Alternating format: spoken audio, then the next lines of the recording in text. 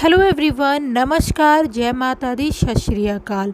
दोस्तों, कमेंट में जय माता दी ज़रूर लिखें ताकि आप सभी की माता रानी मनोकामनाएं पूरी कर सके। दोस्तों, आज हम बात करेंगे जो 8 नवंबर को चंद्र ग्रहण पड़ने वाला है उसके फुल जानकारी के बारे में।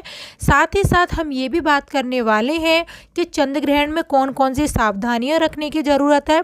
अगर आप गर्भवती हो तो ये वीडियो खासकर आप लोगों के लिए होने वाली है और ये भारत में पड़ेगा या नहीं पड़ेगा और चंद्र ग्रहण होता क्या है, सारी ही इस वीडियो में हम बात करेंगे। लेकिन अगर आप हमारे चैनल पर पहली बार आए हो तो वीडियो को लाइक करें और हमारे चैनल को सब्सक्राइब करें और घंटी को ऑल पे प्रेस करें ताकि आने वाली वीडियोस की नोटिफिकेशन आप लोगों तक मिलती रहे।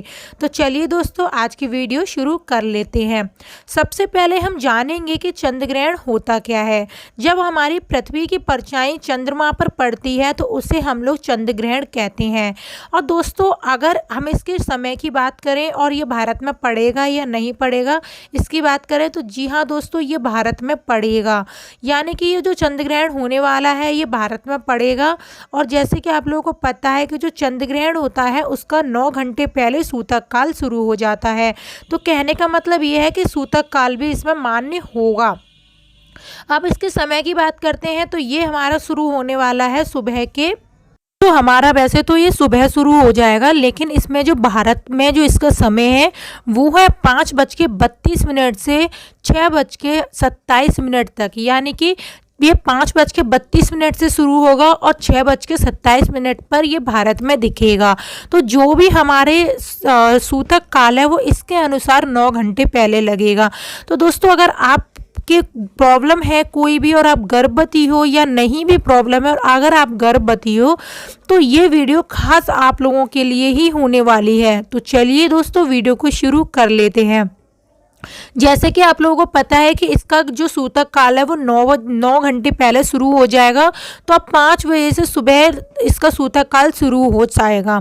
तो आपको कुछ सावधानियां रखनी है। सूतक काल में आपको खाना, मतलब आप गर्भवती हो तो ये सावधानियां आपको ज़्यादा रखनी है। बाकी आप जो घर के मेंबर्स हैं वो कर सकते हैं काम। तो आपको खाना उस दिन, अगर आपका सूतक काल से पहले आप खाना बना रही हो तो आराम से बना लीजिए। सब्जी आप शाम को ही कट करके रख लीजिए।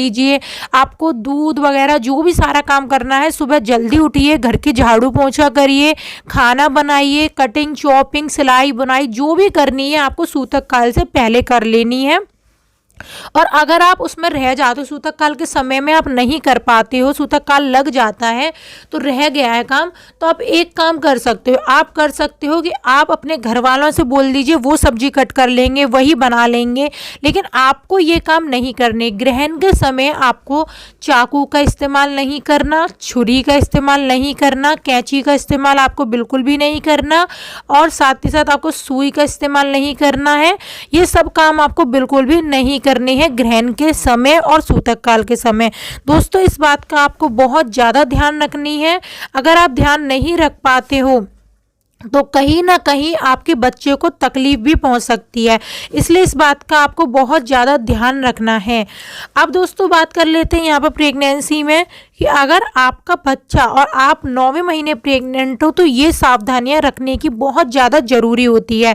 साइंस भी मानती है जब ग्रहण पड़ता है तो बहुत ज़्यादा नेगेटिव और हार्मफुल किरणें निकलती हैं जिसको हम नंगी आंखों से नहीं देख सकते, वो बहुत जल्दी हमारी बॉडी पे इफेक्ट करती है। तो अगर आपको बार बार यूरिन आती हो और ग्रहण पड़ रहा है तो आप अपने आप को कवर करके जाइए। बिना कवर करे आपको बिल्कुल भी यूरिन पास करने नहीं जाना है। साथ ही साथ जिस दिन ये मंगलवार को ग्रहण पड़ रहा है तो आपको मंगलवार को तुलसी के पत्ते नहीं तोड़ने हैं। तुलसी के पत्ते आपको सोमवार को ही तुड़वाकर फ्रीज में रखवा लेने हैं। और साथ ही साथ जैसे नारियल भी आपको एक दिन पहले ही मंगवा लेना है। कलावा मंगवा सकते हो या फिर कोई काला धागा भी आप मंगवा सकते हो। साथ ही साथ आपको गेरू, जी हाँ दोस्तों, गेरू भी मंगवा के रख लेना है जिसको आप सूतक काल से पहले ही आपके घर के सारे काम कर लेने हैं। और काम करने के बाद हमारे पेट पर थोड़ा सा गेरू लगा सकते हैं। जो मैंने काले धागे की बोला है वो सर से लेके पैर तक एक कट कर लीजिए और उसको अपने दरवाजे के पीछे लगा दीजिए। जी हाँ दोस्तों, दरवाजे के पीछे लगा दीजिए। और उसके बाद आपको ध्यान रखना है दरवाजे के पीछे अगर लगा रहेगा तो कोई भी तकलीफ नहीं होगी आपके बच्चे पर, और कोई भी जो नेगेटिव एनर्जी है वो आप पर जो भी इफेक्ट डालेगी वो आप पर न डालकर उस पर डालेगी। तो आपको वो धागा लगा देना है, नारियल अपने बेड यानी साइड टेबल पर रख देना है बेड के पास।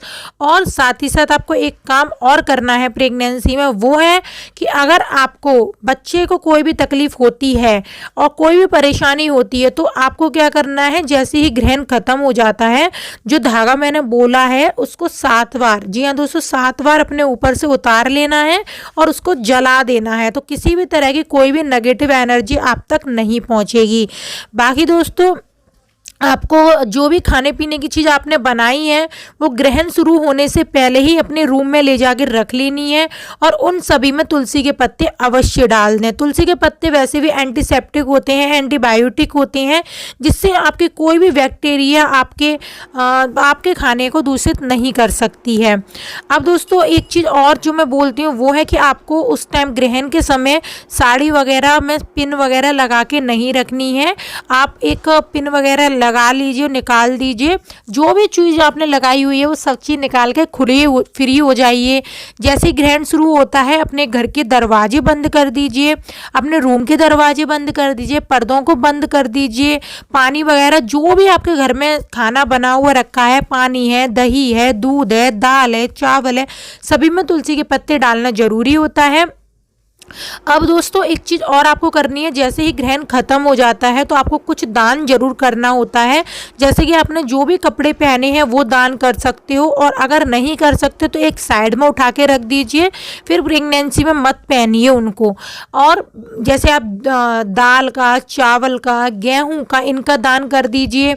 और जो आपने गेरू लगाया था वो आप नहाएंगे तभी छूट जाएगा। और देखिए गंगा जल आप पूरे घर में झाड़ू लगाने के बाद जरूर छिड़किए, और साथ ही साथ अपने भैंस वगैरह को एक रोटी पर गुड़ रखकर दान करिए। इससे आपकी मनवांछित संतान मिलती है, अपनी मनवांछित मनोकामना पूरी होती है। अगर आप लड़का चाहते हो तो लड़का भी होगा। तो दोस्तों कहने का मतलब ये भी काम आप कर सकते हो। अब बात करते हैं यहाँ पर प्रेगनेंसी में एक और आपको काम करना है, वो है अगर आपका ग्रहण खत्म हो जाता है आपको बड़े बुजुर्ग के पैर जरूर छूने हैं। और आपको ग्रहण के समय मंदिर या प्रतिमाओं को नहीं छूना, मोबाइल का इस्तेमाल नहीं करना, टीवी का इस्तेमाल नहीं करना। अगर आप भजन वगैरह करना चाहती हो तो आप भजन वगैरह मुंह से गा सकती हो, मुंह से कथा पढ़ सकती हो, लेकिन मोबाइल वगैरह मत छूइए क्योंकि उसमें वैसे भी काफ़ी हार्मफुल रेडिएंस होती है। इसलिए प्रेगनेंसी में तो हम इन चीज़ों का मना करते ही हैं यूज़ करने की, तो वैसे भी नहीं करनी है आपको। और बाकी अगर आपका मन कर रहा है तो आप किसी और से चलवा कर साइड में रख सकते हो। नेगेटिव बातें बिल्कुल भी नहीं सोचनी, वैसे ही उस टाइम नेगेटिव एनर्जी बहुत घूमती है, और अगर आप नेगेटिव बातें सोचोगे तो आपको बहुत ज़्यादा इफेक्ट करेगी। तो नेगेटिव बातें आपको बिल्कुल भी नहीं सोचनी है, नेगेटिव बातों के बारे में बिल्कुल भी ध्यान आपको नहीं देना है। दोस्तों वीडियो कैसी लगी, अगर कुछ समझ में नहीं आया है तो आप नीचे कमेंट कर सकते हो। तो हम मिलेंगे कल एक और नई इन्फॉर्मेटिव वीडियो के साथ, तब तक के लिए बाय।